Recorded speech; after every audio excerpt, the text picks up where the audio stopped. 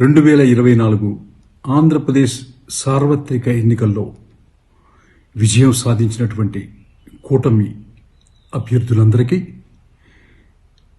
TDP అధినేత చంద్రబాబు నాయుడు గారికి, BJP Purandeswari గారికి, మా చిత్ర పరిశ్రమ నుంచి చిరంజీవి గారి తమ్ముడైనటువంటి పవన్ కళ్యాణ్ గారు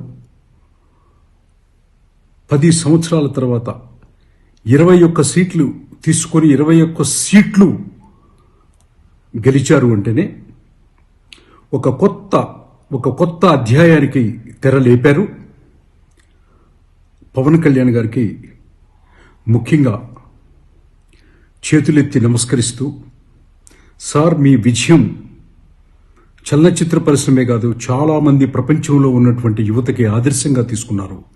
మీరు ఇంకా ఎన్నో శిఖరాగ్రంగా ఎక్కి ఈ రాష్ట్రాన్నే కాదు దేశ రాజకీయాల్ని కూడా మీరు ఒక శక్తిగా నిలబడాలని చెప్పని మనస్ఫూర్తిగా కోరుకుంటున్నాను.